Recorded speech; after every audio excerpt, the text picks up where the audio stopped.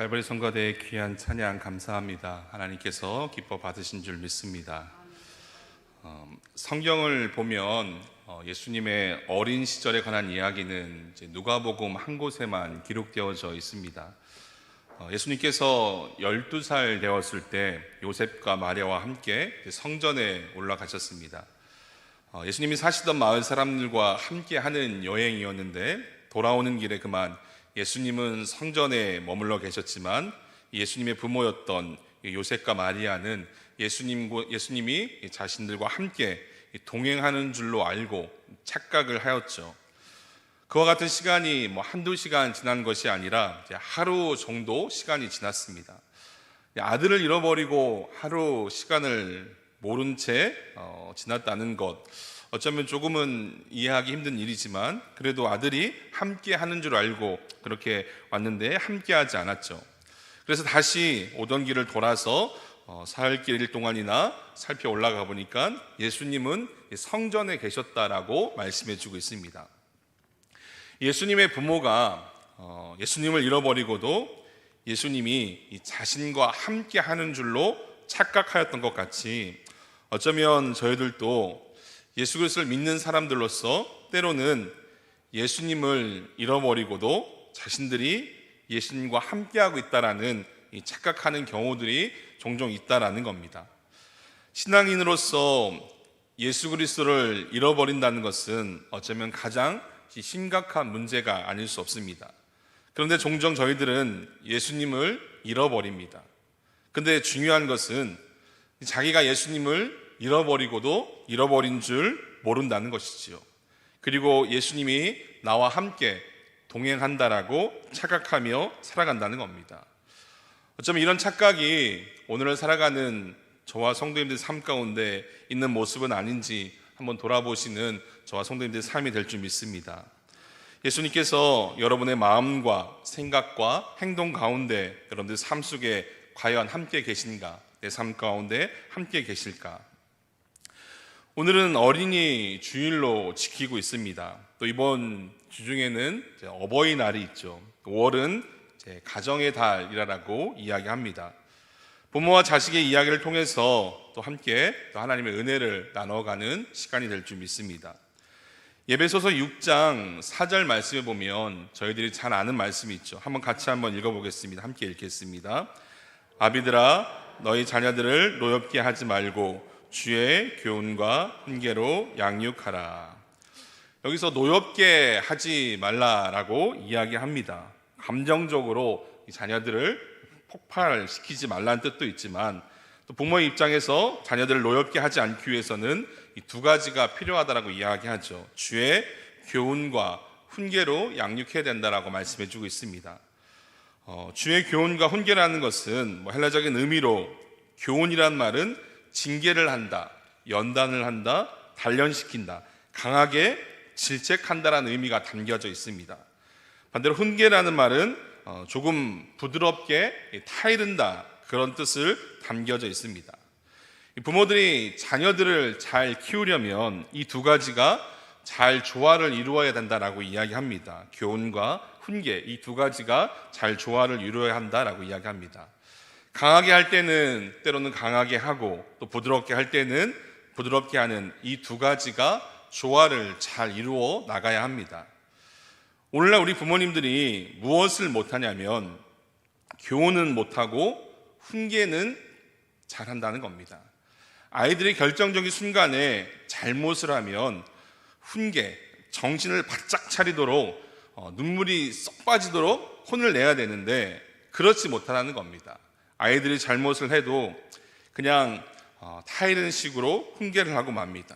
그러다가 결국 나중에 아이들이 자라나서 사고를 치고 나면 그때 가서 후회하는 경우들이 많이 있습니다.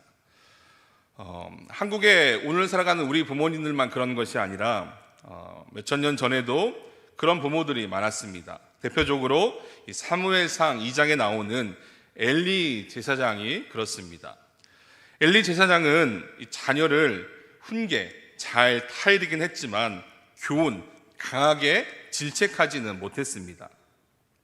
교훈이란 말은 자녀들을 강하게 질책하고 연단한다. 눈물이 쏙 빠지도록 혼을 내는 것을 이야기합니다. 그런데 훈계는 잘 타이르는 것을 이야기하죠.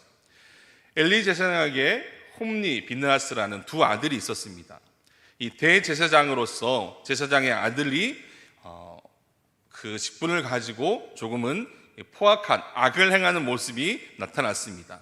그러면 엘리 제사장은 그 아들을 향해서 두 아들들이 눈물이 쏙 빠지도록 강하게 질책하고 연단하고 훈계를 했어야 되는 겁니다.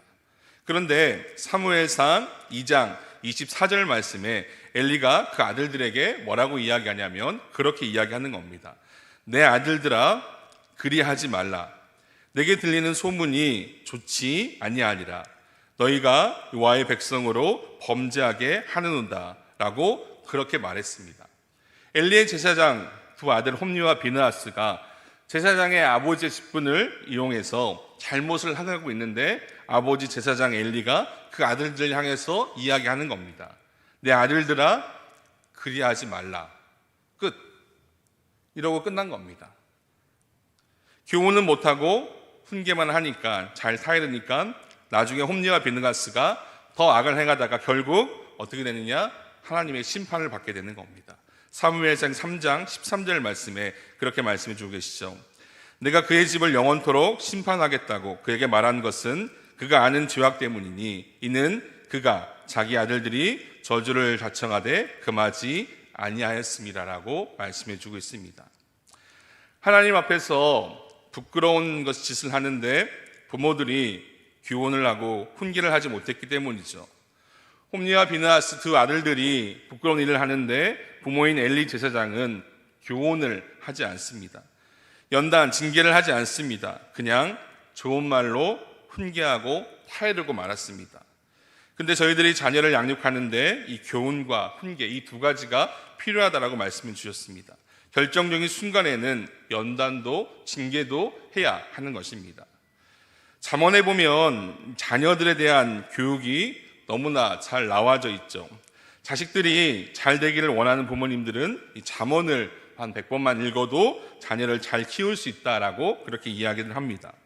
잠언에는 이 교훈에 관한 말씀들이 너무나 많이 기록되어져 있습니다. 잠언 13장 24절 말씀을 저희가 함께 읽어보도록 하겠습니다. 잠언 13장 24절 말씀 함께 읽겠습니다. 매를 아끼는 자는 그의 자식을 미워함이라. 자식을 사랑하는 자는 근실히 경계하느니라. 이 징계란 말이 교훈이란 말인 겁니다. 강하게 질책하고 연단하는 것이죠. 또 잠언 19장 18절 말씀 제가 함께 읽어보도록 하겠습니다. 내가 내 아들에게 희망이 있은즉 그를 징계하되 죽일 마음은 두지 말지니라. 그 다음에 아주 중요한 또 말씀이 이어지는데 잠언 22장 6절 말씀입니다. 마땅히 행할 길을 아이에게 가르치라. 그리하면 늙어도 그것을 떠나지 아니하리라. 잠언 29장 17절 말씀에도 계속해서 이렇게 말씀합니다. 내 자식을 징계하라. 그리하면 그가 너를 평안하게 하겠고 또 내 마음에 기쁨을 주리라. 아멘.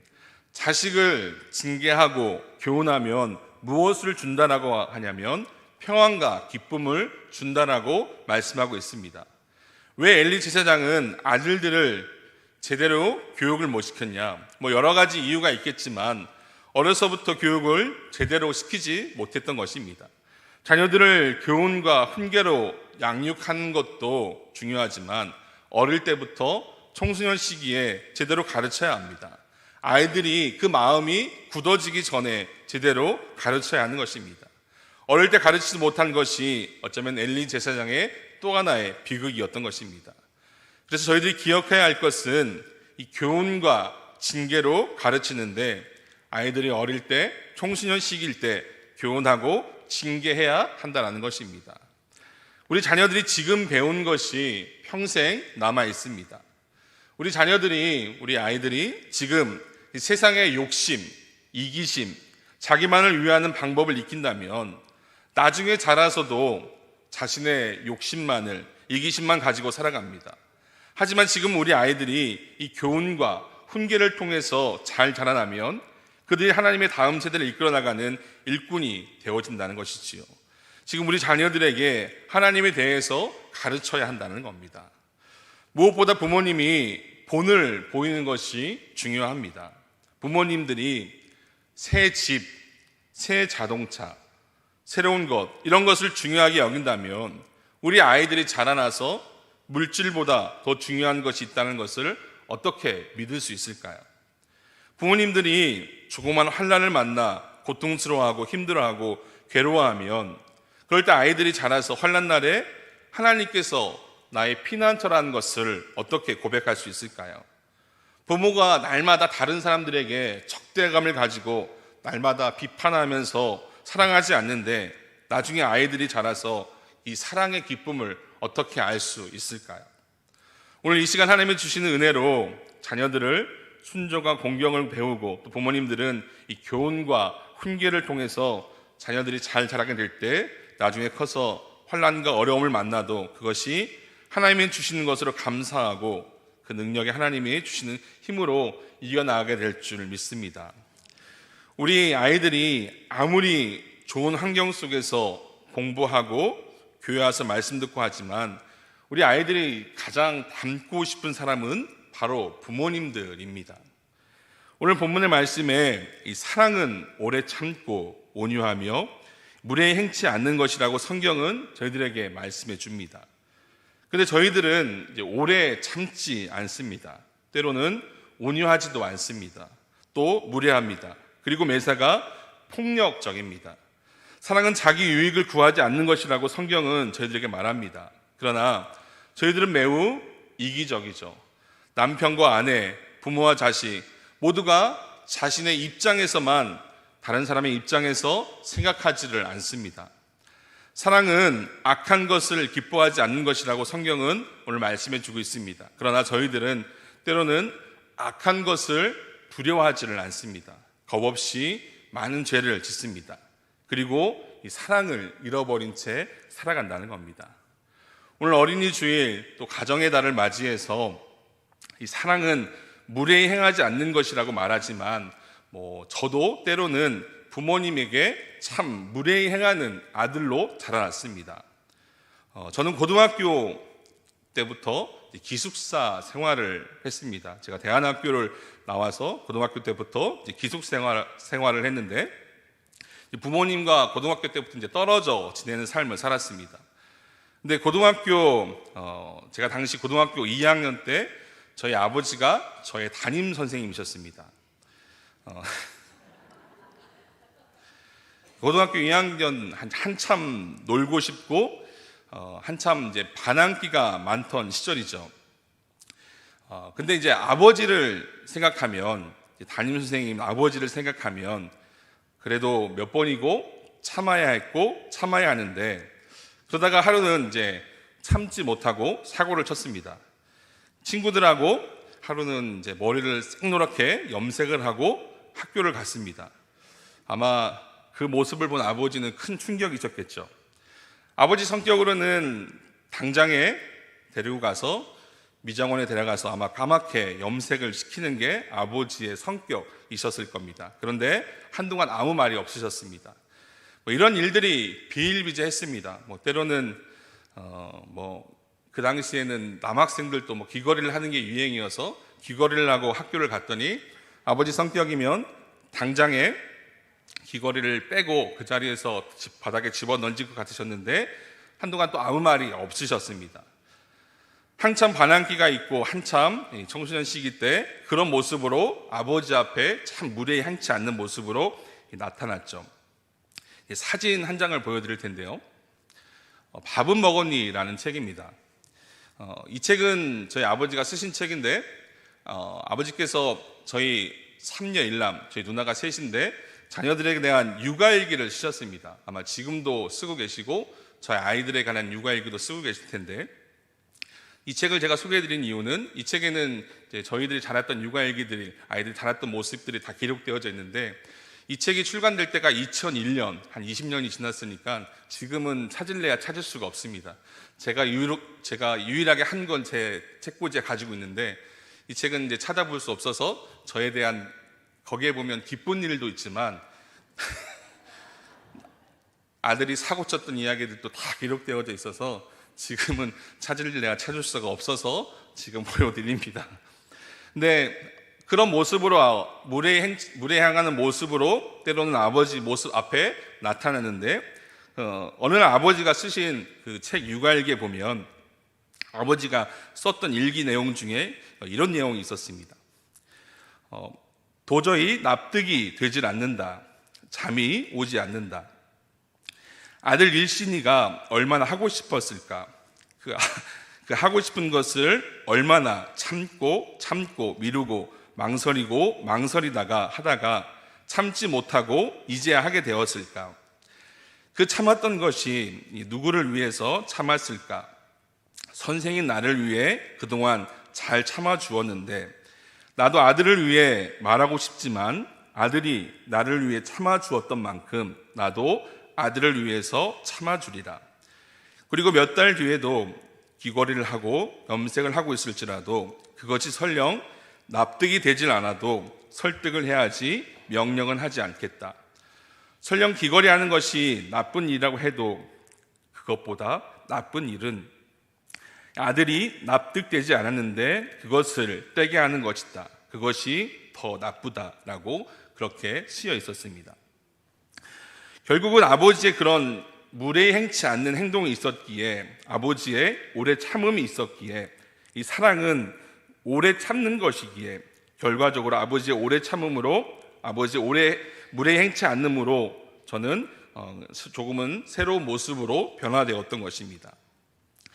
이번 주 중에 어버이 주일이 있습니다. 효도를 다시 한번 이야기해 보려고 합니다. 근데 효도는 이 자식에게 요구해서 되는 게 아닙니다. 제가 알기에 모든 자식들은 부모님에게 효도하려는 본능을 다 가지고 태어납니다. 자식들은 부모에게 잘하려고 결심을 하지 부모에게 처음부터 말대꾸하고 대화하지 않으려고 하는 자식들은 없습니다. 그렇게 친하게 지내던 자식들이 어느 순간 멀게 느껴집니다. 처음의 마음은 모두 부모님들에게 잘해드려야지, 부모님한테 잘해드려야지 마음을 가지지만 그런 마음을 가지고 있는데 살다 보니까 그 마음들이 조금은 틀어지는 겁니다. 효도는 부모가 자식이 효도할 수 있도록 도와주어야 합니다. 조금만 도와주면 되는 것이지요. 자식들은 원래 효도하려는 마음이 있어서 효도합니다.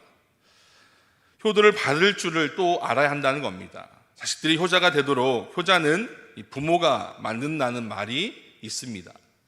효자는 태어나는 것이 아니라 부모가 만든다는 것입니다. 그런데 많은 사람들이 자식을 효자로 만드는 것이 아니라 불효자로 만듭니다. 자기가 만들어 놓고 아이들 탓만 하면 안 되는 것이지요. 부모들은 자기 자식들이 왜 불효를 하는지 알지를 못합니다. 자신들이 무례했기 때문에, 오래 참지 못했기 때문에, 자기들이 교만했기 때문에 자기 유익만 생각하고 자기 고집만 부렸기 때문인 것입니다. 오늘 성경은 저희들에게 말씀해 주고 있습니다. 여호와를 경외하며 그의 계명들을 즐거워하는 자마다 복을 주시겠다라고 말씀해 주고 있습니다. 가정에 복을 주시겠다라고 말씀하시고 계십니다. 사도 요한이 예수님에 관하여서 이렇게 말씀했습니다. 말씀이 육신이 되어 우리 가운데 거하심에 은혜와 진리가 충만하더라. 여러분, 사랑은 오래 참고라는 말씀이 어쩌면 성경에 있을 때는 그냥 기록된 말씀이었습니다. 그런데 그 말씀이 육신이 되었을 때 내 삶에 은혜와 진리가 충만하게 되었습니다. 사랑은 무례 행하지 아니하며 성경에 있을 때 그냥 기록된 말씀이었습니다. 어쩌면 그냥 기록된 말씀으로 저희들에게 읽혀졌을 겁니다. 그런데 그 말씀이 육신이 되었을 때, 내 삶 가운데 내 삶이 되었을 때 은혜와 진리가 충만하게 되었습니다. 사랑하는 성도 여러분, 기록된 말씀을 그냥 읽고 마는 것이 아니라 기록된 말씀을 저희들 삶 가운데 은혜와 진리로 육신이 되도록 내 삶 가운데 그 말씀이 살아 역사하도록 그 말씀대로 살아가시는 저와 성도님의 삶이 다 되실 줄 믿습니다. 말씀이 육신이 되어 우리와 함께 거하심에 은혜와 진리가 충만하더라. 그 말씀이 맞습니다. 여러분, 하나님 말씀을 먹고 사시는 저와 성도님의 삶이 다 되실 줄 믿습니다. 살다 보면 자식과의 문제, 또 부부간의 문제, 여러 가지 삶의 문제들이 생기면 이 문제를 어디에서 처방을 받느냐? 하나님의 말씀을 통해서 처방을 받으시길 바랍니다. 처방을 다른 곳에서 받을 것이 없고 하나님의 말씀을 통해서 처방을 받으면 그 문제 가운데 온전히 해결 방법을 처방받을 수 있다는 겁니다. 모든 삶의 문제는 처방은 하나님의 말씀에 있음을 기억하시길 바랍니다. 이번 달은 가정의 달입니다. 가정을 또 중요하게 여기시는 저와 성도님들 되시기를 바랍니다. 얼마 전에 트럼프 2기가 들어섰는데 그때 한국에서 특사로 방문했던 분이 계신데 그분이 누구냐면 김정한 목사님이란 분이 특사로 트럼프 2기에 축하를 하러 방문을 했습니다. 이 김정한 목사님의 일화 가운데 이런 이야기가 있습니다. 이 김정한 목사님의 사모님은 외국 분이십니다. 외국 사람이죠. 이제 국제 결혼을 하신 겁니다. 그러면 이제 그분의 자식들은 호녀라인 겁니다. 그분의 자식은 아무런 문제 없이 자랐을까요? 아닙니다. 호녀라의 문제는 지금도 어렵지만 예전에도 어쩌면 더 어려운 문제였습니다. 근데 결론적으로 말하자면 이 김정한 목사님은 자식들을 너무나 잘 키워내셨습니다. 또 그의 아들을 또 훌륭한 목사로 잘 키워내셨습니다. 이 김정한 목사님의 에피소드 중에 한 가지가 무엇이냐면 이 12월 25일은 가족과 함께 연말을 가족과 함께 보낸다는 겁니다. 이 자식들이 미국에서 공부하고 있었는데 이 성탄절 날을 맞이해서 가족을 만나러 미국에 자녀들을 만나러 갔다는 겁니다. 어쩌면 지금 기성교회에서는 찾아볼 수 없는 일들입니다. 그분은 그렇게 가정을 지키기 위해서 그렇게 노력했고 가정을 지키는 것이 교회도 건강할 수 있는 것이라고 그렇게 생각하셨습니다. 이 김정한 목사님의 아들이 결혼을 해서 아들을 낳아서 그 아들의 이름을 순종이라고 지으려고 했는데 어머니가 뭐라고 이야기했냐면 네가 잡종이지 네가 무슨 순종이냐, 자식에게 그런 말을 했다라는 겁니다. 아무리 자식이지만 그 자식이 이 혼혈의 문제로 얼마나 힘든 시간을 겪었을지를 아는데 그런 말을 할 수 있었던 것은 그 자식이 얼마나 건강하게 자라주었나를 볼 수 있는 겁니다.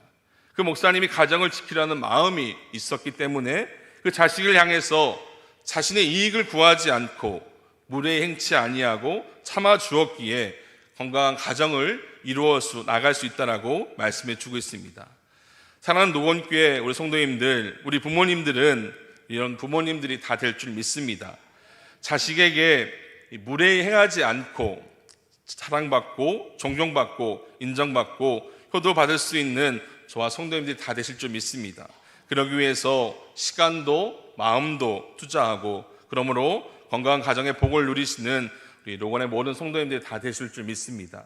사랑은 무례히 행하지 않는 것이라고 말씀해 주고 있습니다. 그 말씀이 육신이 되었을 때, 내 삶이 되었을 때 그 은혜가 있다라고 말씀해 주고 있습니다. 기록된 말씀을 내 삶 가운데 삶이 되도록 그렇게 살아가시는, 또 삶 속에서 그렇게 실천해 나가시는 저와 성도님들의 삶이 다 되실 줄 믿습니다. 기도하시겠습니다. 하나님 감사합니다. 하나님 말씀이 기록된 말씀으로 보지 않게 하여 주옵소서. 말씀이 육신이 되게 하여 주옵소서.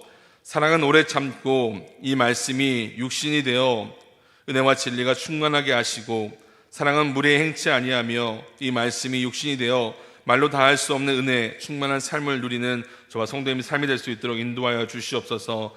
삶의 문제가 생길 때마다 말씀에서 처방을 받아 그 말씀을 그대로 복용함으로 건강한 가정, 건강한 삶의 주인공이 될 수 있도록 주님께서 인도하여 주시옵소서. 감사드리며 예수님의 이름으로 기도드립니다. 아멘. 이 시간 나오미, 에스더 나오셔서 찬양으로 하나님 앞에 영광 올려드리겠습니다.